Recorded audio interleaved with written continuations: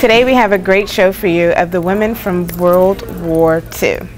These women did a lot for our country, and today we want you to remember them. I'm Kiara Battle with another episode of The Teen Scene. Please don't go away. We'll be right back.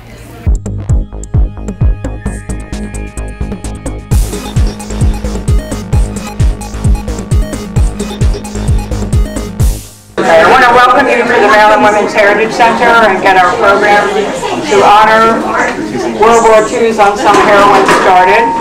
My name is Linda Lindsay. I'm the co-chair of the event, and I just am so happy to see so many wonderful people here today. This is Elaine Harmon, and Elaine served in the WASP in World War II.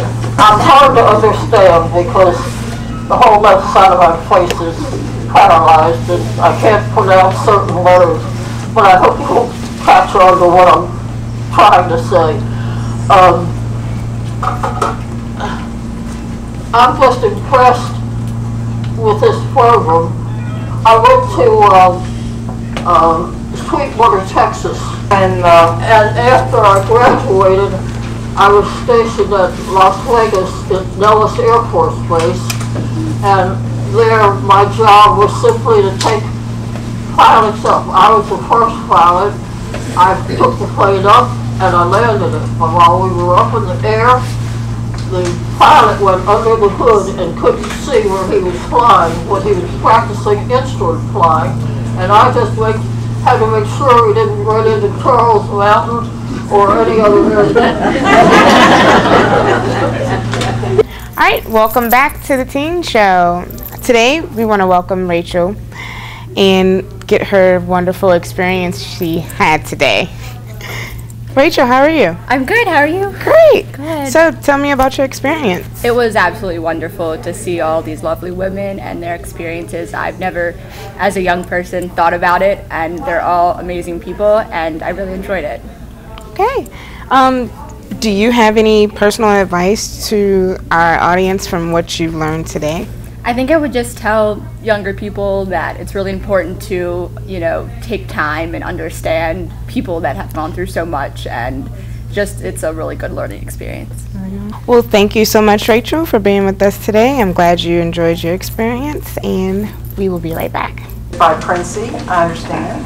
She served in the Marines. A week for me. Wednesday I went down to, I come from Silver Spring, I live in Leisure World, and they had a big meeting of all World War veterans, World War II veterans. And so it was very interesting. There was a WAF there from World War II who was 102 years old. She'd been in the post office in Europe. It was in a wheelchair, looked very well. And I sat there in my shirt, like this, they told me to sit. And everybody kept passing out everything except giving me anything. And I thought, what am I, chopped liver? And I was sitting by men, and I guess they thought I was a wife or something. And finally I said to one lady, would you please give me the material that you're handing out because I am a veteran? And she looked at me, and then she looked down at my shirt, and she said, oh, okay. Well, that didn't set very well with me, I'm sorry to say. All right. So, if you can just tell me, who are you? My name is, I have a double first name, Betty Prince. That's B-E-T-T-Y hyphen P as in Peter, R-I-N-T, Z as in zebra, and Sims is my last name, S-I-M-S. But I'm known as Princey. It's a family name. Okay. So, it's been brought to my attention that you were a former Marine? Yes, I was. Okay, can you tell me a little bit about that? Well, I lived down in the Middle West in Iowa, and I was teaching music in public school, history and English, and one afternoon I was listening to the New York Philharmonic, and President Roosevelt, they suddenly stopped and said, we have been bombed at Pearl Harbor, and I thought, where is Pearl Harbor? So the next day we loaded everybody in the classroom, went into the gymnasium, and heard President Roosevelt speak. And we didn't know what it meant. We knew we were at war, but we didn't know what that meant. But later on, as I got letters from boys I was in college with, where they were down doing maneuvers in Louisiana using wooden bullets and rubber, rubber wooden guns and rubber guns and wooden bullets. Things were they had no materials for our guys to go out and fight wars with. What encouraged you to? Well, I wanted to be a Red Cross worker and go overseas to Africa. And they said I was too young. So I found out afterward I could have gotten a waiver. But then I didn't want to join the Army and the Navy because they were very visible. The wax trained in Des Moines, Iowa, where I grew up. And, it's like, it's old hope stuff. You don't want to do something you already know about. And I had been reading Esquire magazine, and that doesn't mean a thing to you, but it was a male magazine full of darling girls that were sort of like Marilyn Monroe, which little girls were supposed to read. And I'd peek through, and they had all the armed forces in their uniforms, and the green one stuck my eye, and I thought, oh, that's a Marine.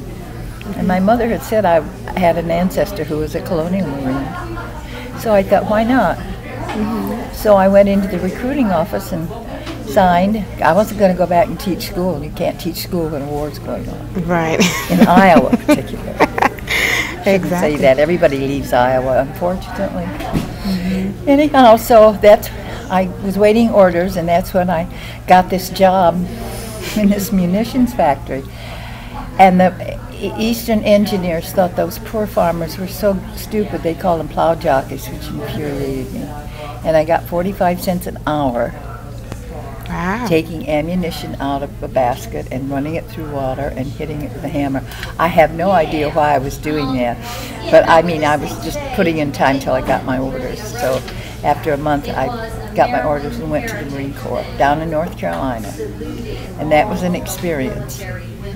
We would ride the buses, and it would say white on the drinking fountains and on the doors, and colored on the others. And I thought, what am I in? This is a war. Plus the fact I grew up in a little town in Iowa.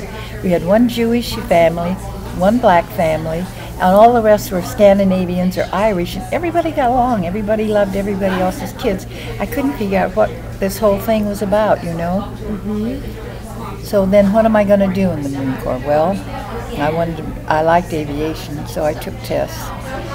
And you have to go through boot training of drilling and polishing and cleaning and all that kind of stuff. And then I applied for control tower, but it was too full. So then I became a fixed gunnery instructor, which is like a big chicken coop or Dallas hut, and a screen that's very big, the size of that window. And it has, as I was sitting there with my stick pulling the film across, the pilot behind me was aiming to shoot, because this bomb sight was invented in World War II. A bomb sight is what pilots look through in order to shoot. They just don't get in the plane and start shooting like this. And fighter pilots have to shoot and fly at the same time. And you probably don't watch World War II movies, but they're always the big ones with the big planes. And have navigators and bombardiers and tail gunners. Well, not a pilot that flies a fighter plane. It's a little box like this, and he looks at it, and he's trying to decide just which angle, and I'm trying to jerk the plane away from him so that he can miss. And see, these boys were all in combat duty over in the South Pacific, and when they came back, they wanted them to keep practicing before they had another tour. But because the weather in North Carolina is foggy a lot, they had to go to school, so they went to Link Trainer, and that's where you sit in the plane. It's all enclosed, and you have to fly strictly with instruments. Or you went into Control Tower. Well, the pilots didn't do that, but these were schools that were offered. Control Tower, you know what that is? Yes. When you're flying, when they tell you when you can land. And they had aerology, which is now called meteorology, and they had training films. So that was a unit all by itself. We were special. But let me tell you something funny. We could not wear pants. Oh no, we had overalls that we went out when we were cleaning and scrubbing and marching. But when it came time for my job, we were supposed to sit and use this. Now you're sitting like this, and you've got this stick, and you can't move when you've got a skirt on, so we asked special dispensation from quartermaster to get pants. They had a fit. They wouldn't let us in the mess hall with pants on. It was out of uniform. Oh yes, that meant you weren't right. Wow. Oh yes. And of course the men. Well, I'm holding you up too much. But let me tell you something. The Army was first. The Navy was second. And then the Air Force, and then the Marines weren't letting women in. They didn't want women. And Harry Truman, our president, said you have to break the color line and you have to let women in. They did a job survey and found out that 6,000 men could be relieved of their jobs and the women could do it. Well, don't you think that didn't hurt their feelings? They were furious. Yeah. And they let us know they were furious, and they were not very kind about it. And they still don't like some of them. So what a good advice do you have for our teenagers that's viewing today? Well, if you're not knowing what to do, discipline is the one thing that will get you through life. And joining an armed forces is very good for you. Now, you may not like it if somebody's yelling into your ear to get your left foot and your right foot and clean your barracks and all that stuff. But you got to have discipline in order to advance. And you see the world, you continue education. You should join any branch of the service. I absolutely am for it. I thank you for your time with us today. You, darling. And I wish you the best in anything else you decide to do. Well, thank you so much. Thank you. Well, I'm Susan King, and last night I was told that I would represent our chapter of Rosa the Riveter. We are a chapter. We're not growing because we didn't go. And one day we'll look around and we would have really shrunk. We looked all around in my travels with the Rosa the Riveter, the national chapter. We looked around for the scarcity, and we found out that I am the scarcity because we haven't been able to find any Afro-Americans who would admit to being as old maybe as I am. I'm one of the younger Roses because I began riveting just out of high school, and I am 88 years old, which means me one of the younger ones. When I joined the Baltimore chapter, I found out that I did have a lady who worked at Eastern, and then she couldn't remember. All my friends had passed on. And this other lady that I didn't know couldn't remember when she worked, but she was 5 years older than I, so I know she must have worked at Martin because she wasn't an Eastern Air grad. So I don't know what else. Welcome to the show. It was a great experience today. What do you have to share about it?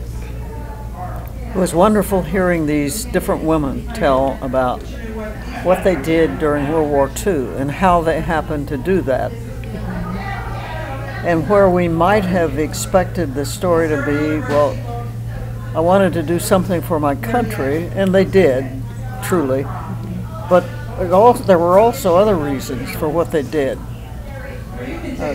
Particularly, it gave them an opportunity to get jobs doing things that they otherwise never would have had the opportunity to do. So that was one of the great breakthroughs for women during World War II, was that they went into the military service or they went into industry and did things that women hadn't had an opportunity to do before. And that made a difference then for people like me who came along a decade or so later, that we had opportunities to do things that we otherwise wouldn't have had an opportunity to. So you go by General Vault, correct? Yes, I do. What was one of your biggest obstacles during all of the... Well, during the time I served in the military, which was from 57 to 1985, women were expanding numerically in the service. When I first went in, women were only 0.7% of the number of people in the armed forces. Now, by the time I retired, we probably were about 8% or 9%, something like that. So we had to make our way. So we were, in my particular case, Some of the places where I served, I was one of 3 or 4 or 5 women. So that means that you have to do well, because it's going to be quickly identified if you're not carrying your part of the load. So always in my mind was the thing that I had to succeed. I had to do well so that some other woman would have an opportunity to come and do the job I had had. Okay. Do you have any advice for our teen audience?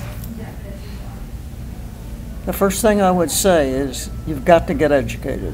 Right. You've got to learn, and it sounds pretty simple, but you've got to learn to read. You've got to learn to write, whether you're doing it on a piece of paper or you're doing it in a computer. You still got to learn to write well, and you've got to learn arithmetic. And if you learn those 3 things, then you can learn from so many places in so many ways, and this can be the key to your success. All right. Well, I thank you for joining our show today, and I wish you the best in anything else you decide to do, and I hope you have a great day. And I hope you succeed in Thank whatever you. you decide to do. Thank you. So if you're not if you're here and you serve the military and you're not registered, I hope you'll register and do it quickly so I can get it in there before our program on the 19th and 20th. And I know that these WASP are registered, and I've seen several others of you here that I know are registered. So I hope that all of you will be registered so that your name, your picture, your record of service, your memorable experience go in that memorial for all time. Wow. This is your legacy. It's your memorial. And take advantage of it. Make it yours. Thank you very much. Okay, we have Edith Esslinger with us, who is an Army nurse from World War II. Fortunate for me to be living my 93rd year and meeting people like Linda Lindsay and learning of the accomplishments of Maryland Women's Heritage Society. I was the result of my father's 5th attempt for a boy. He died of a heart attack at 69 in March of 42, and I know he would have been approved of my joining the Army in August 1942. I was stationed at Fort Belvoir, Virginia, and was sent to Mojave Desert in California to prepare for service with General Patton in Africa. We learned to march, exercise, and crawl in the sand while taking good care of the soldiers. After a year, the situation in Africa was moving up through Italy, so we were sent to England to prepare for D-Day in June 6, 1944. We landed safely in Scotland, though the German submarines sank many of our ships. When I learned to live in a tent, to move in a hurry, and be grateful for everything. Most of all, good friends and a new outlook on life. Met my husband at Fort Eustis, Virginia. How fortunate to have 3 great children, 2 girls and a boy, a nurse anesthetist and a nurse and a pharmacist. I hope I haven't been too long. And good luck to all. Bill Harmon, how are you today?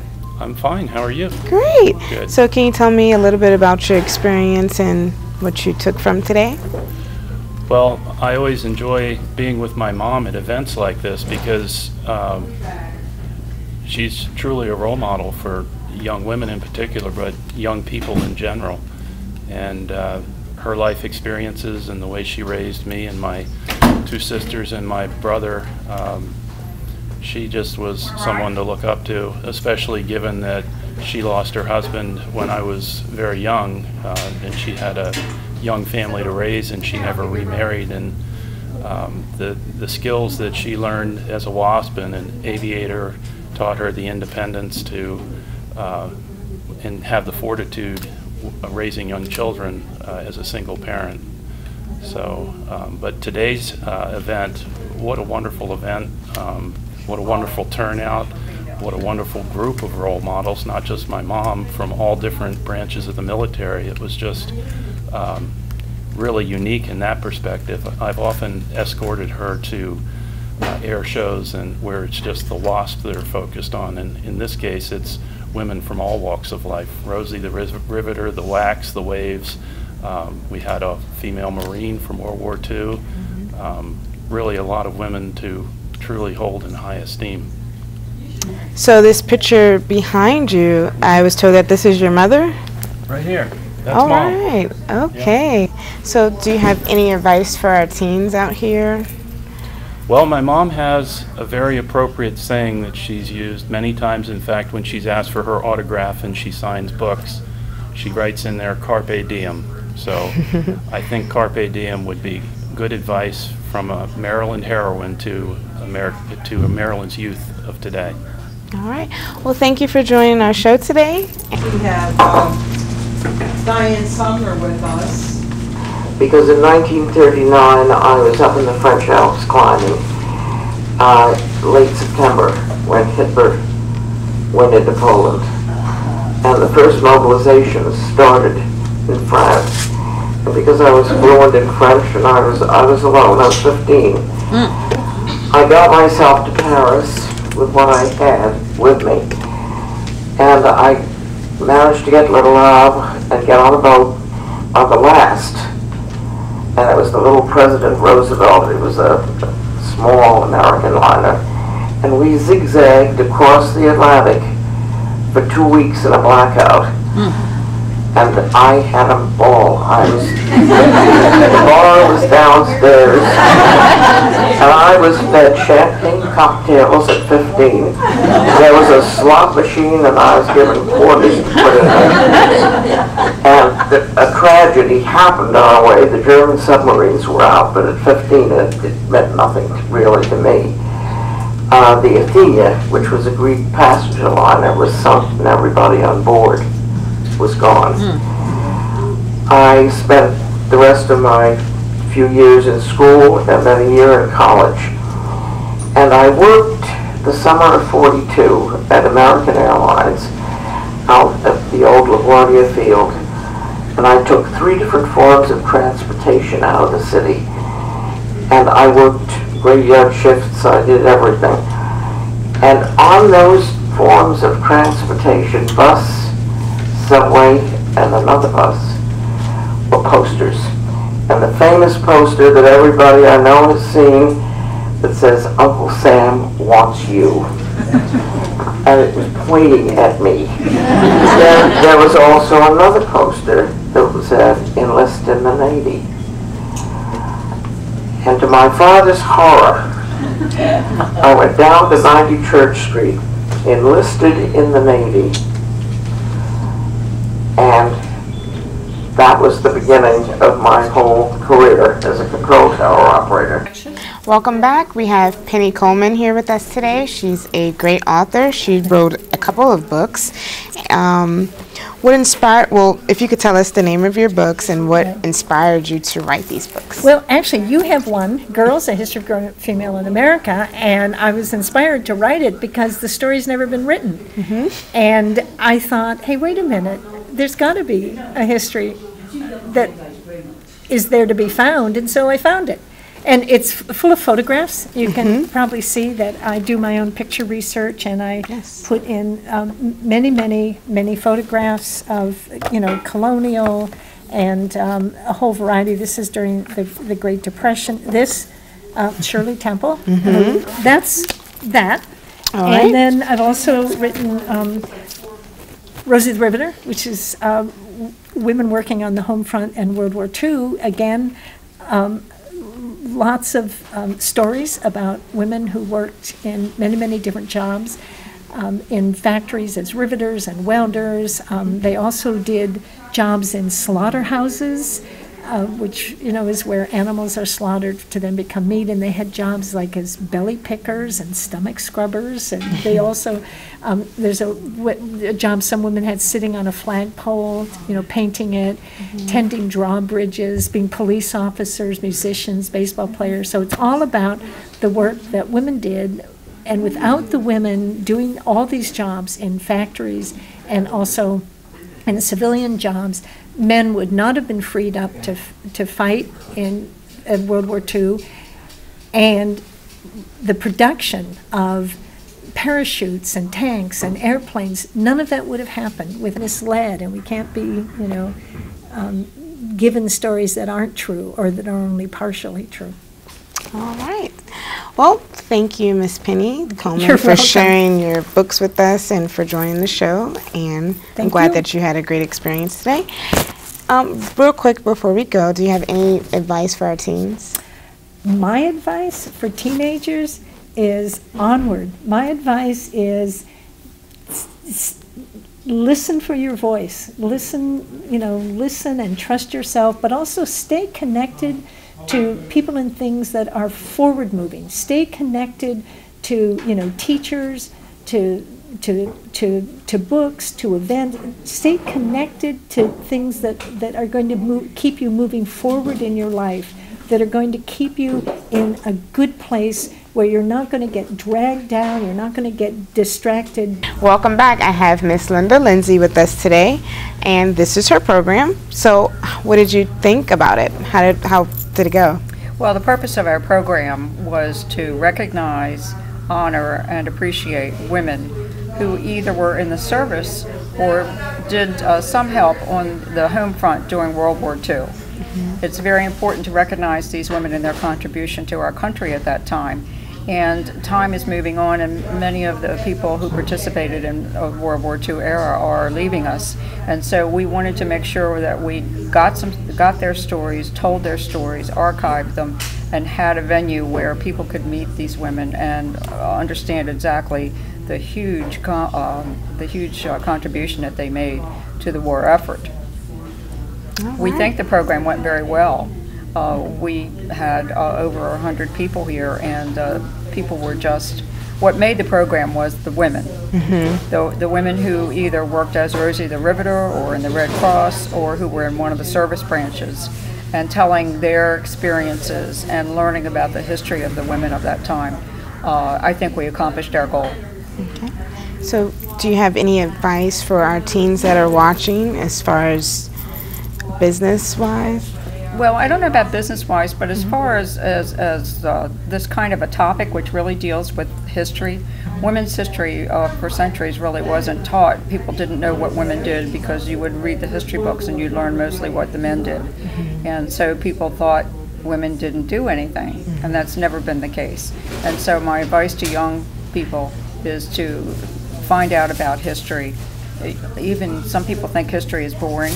But if you learn the personal stories of someone that you can identify with, so if you're a young woman and you learn a story of a young woman who was about your age or had similar experiences, that'll help you understand exactly what was going on at that period of time, and it keeps it from being boring. So study history, find out what your history is, find out what your family's history is. And a lot of people go into that as a business then, they study and they choose careers that will continue that. All right. Well, thank you, Miss Lindsay, for putting this program together and for joining our show today. And thank you all for watching. I hope that you all enjoyed the experience, and we will see you next time.